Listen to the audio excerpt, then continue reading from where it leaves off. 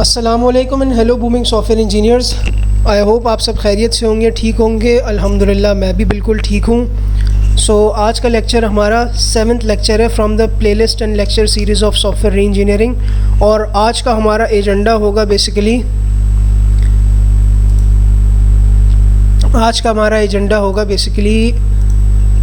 What is data री engineering. Data री engineering क्या होती है, क्यों चाहिए होती है, data removing data limitations where data cleanup, data extension and data migration, data degradation, some of the problems with data diagram of data re-engineering। और ये वीडियो रिकॉर्ड करते हुए एक छोटा सा मेरे साथ सीन हो गया था। वो ये कि इससे पहले जब मैंने अभी ये वीडियो रिकॉर्ड की थी तो अनफॉर्चुनेटली मेरे सिस्टम का माइक बंद रह गया था, जिसकी वजह से रोज़े की हालत में ये वीडियो मुझे दोबारा अब रिकॉर्ड करनी पड़ रही है। सो कोई बात नहीं, ऐसा भी हो जाता है कभी कभार। Let's start with the lecture now. So data री इंजीनियरिंग क्या होती है? डाटा री इंजीनियरिंग ये होती है बेसिकली कि अब तक हमने जो बात की है वो सिस्टम की री इंजीनियरिंग की बात की है, लेकिन ज़ाहिर है सिस्टम चलता किस चीज़ पर है भाई? सिस्टम डाटा पे चलता है। तो जब आप अपने सिस्टम को नए फॉर्म में लेकर आ रहे हैं, नई टेक्नोलॉजी के साथ कंपैटिबल कर रहे हैं, तो जाहिर सी बात है उसके अंडरलाइंग डाटा को भी आपको चेंज करना पड़ेगा।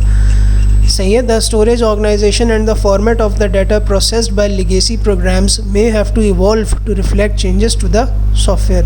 वही बात कि स्टोरेज ऑर्गेनाइजेशन एंड फॉर्मेट जो आपके डाटा का है उसको भी चेंज होना पड़ेगा नए ट्रांसफॉर्म्ड सिस्टम के साथ चलने के लिए। देखते हैं डाटा री इंजीनियरिंग की डेफिनेशन क्या है। The process of analysing and reorganising the data structures and sometimes the data values in a system in order to make it more understandable is called data re-engineering।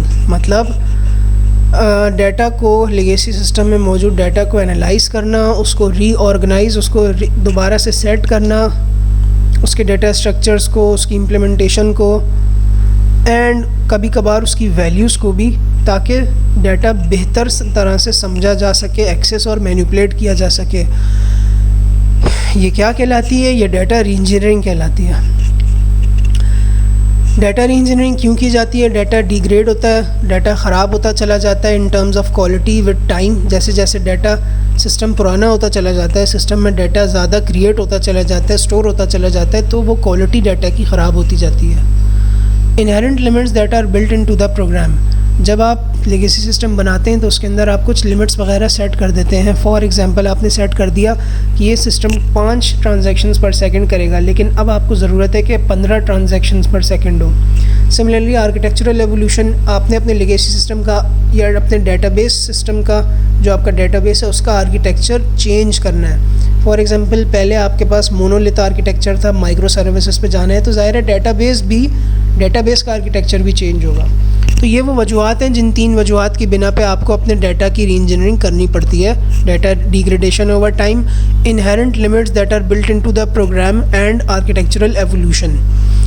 Data reengineering to remove limitations remove करने के लिए आप क्या क्या करते हैं? Data cleanup करते हैं, डाटा एक्सटेंशन करते हैं, डाटा माइग्रेशन करते हैं।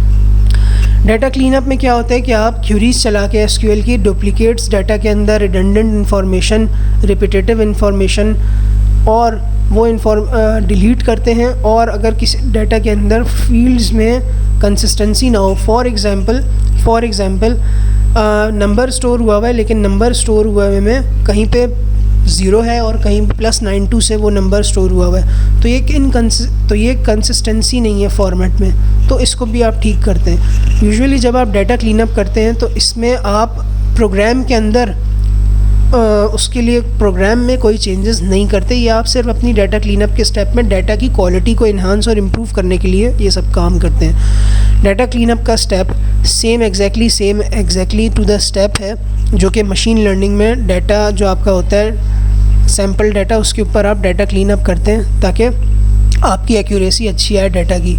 ये वही डाटा क्लीनअप का स्टेप है। Number 2, data extension. Data extension जिस तरह कहते हैं is a process of removing limits on data processing to increase the capacity for storing and manipulating data. This may require modification to the programs, databases and systems to increase field length, table sizes and और other limits. ठीक है, तो data extension का मतलब क्या होता है? ये एक प्रोसेस है जिसमें हम अपने डाटा की डाटा प्रोसेसिंग और डाटा स्टोरेज एंड मैनिपुलेटिंग की कैपेसिटी को इन्हांस करते हैं। किस तरह से? अपने डाटा बेसिस के अंदर जो अगर लिमिट्स लगी हुई हैं उनको इंक्रीज़ करते हैं, फील्ड्स लेंथ्स को बढ़ाते हैं और इस किस्म का काम करते हैं। तो बेसिकली इससे क्या होता है कि हमें अपने ये करते क्यों हैं? क्योंकि जो हमारी existing storage and manipulation capacity होती है वो इनएफिशिएंट हो जाती है, क्योंकि हमारा बिज़नेस ग्रो कर गया है, हमारे पास टेक्नोलॉजीज़ में शिफ्ट आ गया है और डाटा बढ़ गया है बहुत। तो वो इस वजह से हमें अपनी डाटा की एक्सटेंशन करनी पड़ती है।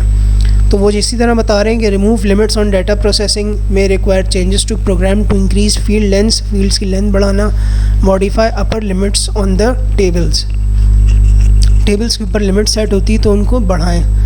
तीसरा होता है डाटा माइग्रेशन। डाटा को माइग्रेट कराना हो आपने किसी नए DBMS के ऊपर, या फिर अगर फाइलिंग हुई हुई है और फाइलिंग से आपने DBMS की तरफ आना है, उसके लिए भी आपको अपनी डाटा रीइंजीनियरिंग करनी पड़ती है ताकि नए डाटाबेस मैनेजमेंट सिस्टम के साथ आपका पुराना डाटा कंपैटिबल हो सके, चल सके। Some of the problems with data, ये है हमारा मसला वो वाला जो हमने ऊपर देखा था, डाटा डिग्रेडेशन। डाटा डिग्रेडेशन क्या होती है? नेमिंग प्रॉब्लम्स हैं। फॉर एग्जांपल एम्प्लॉय का टेबल दो जगह बना हुआ है, एक बना हुआ है परमानेंट एम्प्लॉयज़ के लिए, एक बना हुआ है टेम्प्रेरी एम्प्लॉयज़ के लिए। तो उसमें एम्प्लॉय आईडी आपने एक जगह EMP आईडी लिखी है, एक जगह EID लिखी है, या फिर EMP_ID लिखी है। तो ये एक नेमिंग कन्वेंशन का इशू है। सिमिलरली फील्ड लेंथ्स जो है वो लेंथ ऑफ द फील्ड्स आपने प्रोग्राम के अंदर स्पेसिफाई कर दिया वेरिएबल कि ये वेरिएबल इतनी ही लेंथ का हो सकता है, बजाय इसके कि डेटाबेस में करें। हो सकता है उस वक्त जब लेगेसी सिस्टम डेवलप हो रहा हो तो डेटाबेस में फील्ड लेंथ सेट करने का ऑप्शन ही ना हो। तो खैर ये एक प्रॉब्लम हो सकता है कि जब आप नए डेटाबेस पे शिफ्ट करेंगे जो कि आपको ग्रेटर फील्ड लेंथ देता है, लेकिन वो आप अचीव नहीं कर पाएंगे क्योंकि आपके प्रोग्राम के अंदर वेरिएबल की फील्ड लेंथ ही छोटी सेट हुई हुई होगी। Records representing the same entity may be organized differently in different programs. Similarly मैंने यही लूँगा एग्जांपल, एम्प्लॉयज़ के दो टेबल है परमानेंट एंड टेम्प्रेरी के हिसाब से, और ये पूरे इनकी फील्ड्स अनरिलेटेड और बिल्कुल ही डिफरेंट हैं। सही है? तो ये इशू होता है कि जब सेम है तो सेम टाइप का रिकॉर्ड का टेबल है तो ज़ाहिर है एक आध फील्ड के अलावा सारी सेम हो। Hard coded literals absolute values, मतलब डिफ़ॉल्ट वैल्यूज़ कहीं पर आपने डिफ़ॉल्ट वैल्यूज़ की कंसिस्टेंसी ना हो। फॉर एग्जांपल अगर नल है, नल वैल्यू कहीं पे आपने NULL नल से शो की हुई है, कहीं ज़ीरो से शो की हुई है, कहीं डैश से शो की हुई है और कहीं बिल्कुल खाली छोड़ के शो की हुई है। Similarly no data dictionary. Data dictionary बड़ी ज़रूरी होती है आपके डाटाबेस के अंदर आर्टिफैक्ट्स को समझने के लिए, और मैं आपको अपने FIP की भी डाटा डिक्शनरी दिखाऊंगा। ये हमारी डाटा डिक्शनरी है। फॉर एग्जांपल अब मेरे पास प्रोडक्ट है, तो प्रोडक्ट के क्या क्या और नाम मैंने डॉक्यूमेंटेशन में यूज़ किए हैं, वो क्यों और कहाँ यूज़ होगी हमारे उसमें सिस्टम में, और इस प्रोडक्ट के टेबल में कॉलम क्या क्या होंगे, उनका डिस्क्रिप्शन क्या है, उन कॉलम्स की टाइप क्या है, कॉलम्स की लेंथ क्या है, क्या वो नलेबल हैं, डिफ़ॉल्ट वैल्यू क्या है तो क्या होगी, और उनकी जो की टाइप है वो प्राइमरी है या फॉरेन है। इसी तरीके से यहाँ पर हमारे पास यूज़र का टेबल है, यूज़र के टेबल का क्या है, ये सारा फील्ड्स क्या हैं, क्या टाइप्स हैं, क्या लेंथ्स हैं, क्या डिफ़ॉल्ट वैल्यूज़ हैं। तो ये हमारी ज़रूरी होती हैं।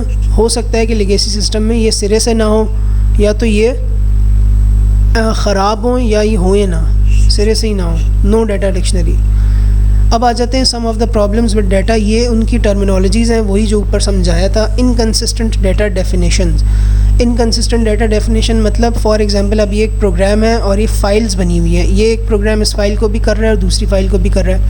प्रोग्राम 4 फाइल 1 को भी एक्सेस कर रहा है और फाइल 3 को भी कर रहा है। तो by inconsistent data definition means कि एक प्रोग्राम 1 मॉड्यूल 1 अपने यूज़र को दे रहा है कि वो 22 as an integer price set कर सके, जबकि बैकएंड के ऊपर डबल या बूल में सेट हुई हुई है। और प्रोग्राम 4 जब वही ओवरराइड करवा रहा है या सेट करवा रहा है तो वो 50.25 पॉइंट्स डेसिमल्स भी एंटर करवा रहा है। अब यहाँ पे इनकन्सिस्टेंट डाटा डेफिनेशन हो गई। सिमिलरली इनकन्सिस्टेंट डिफ़ॉल्ट्स जिस तरह ऊपर बताया। इनकन्सिस्टेंट यूनिट्स, एक प्रोग्राम अपने पास स्टोर कराता है KG में और एक प्रोग्राम उसी फाइल में यूज़र से स्टोर करवा रहा है या ओवरराइड करवा रहा है पाउंड्स में, तो ये इनकन्सिस्टेंट यूनिट है। इनकन्सिस्टेंट वैलिडेशन रूल्स मतलब एक प्रोग्राम अपने अंदर जो डाटा स्टोर करा रहा है, फॉर एग्जांपल नेम स्टोर करा रहा है तो वो 15 कैरेक्टर्स लॉन्ग करवा रहा है, जबकि दूसरा प्रोग्राम रिस्ट्रिक्ट कर रहा है कि नेम 10 कैरेक्टर से ऊपर हो ही नहीं सकता। सिमिलरली इनकंसिस्टेंट रिप्रेजेंटेशन सिमेंटिक्स, आपका जो एग्जिस्टिंग लेगेसी सिस्टम में डेटाबेस हो वो आपकी ER डायग्राम पे मैप ना कर रहा हो, या ER डायग्राम आपके डेटाबेस के ऊपर मैप ना कर रही हो।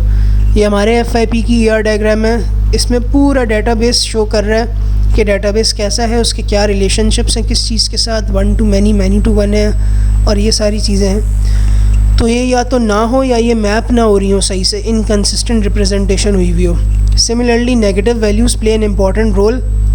Negative values specially fintech systems में नेगेटिव वैल्यूज़ को प्रॉपरली हैंडल करना चाहिए। तो आपके सिस्टम के अंदर भी अगर नेगेटिव वैल्यूज़ अलाउड हैं तो वो प्रॉपरली हैंडल्ड होनी चाहिए। यूज़र को पता होना चाहिए कि नेगेटिव वैल्यू कहाँ डालनी है और उसका क्या मतलब है, और अगर जहाँ नहीं डालनी तो वो यूज़र से एक्सेप्ट भी ना कर रहा हो नेगेटिव वैल्यूज़।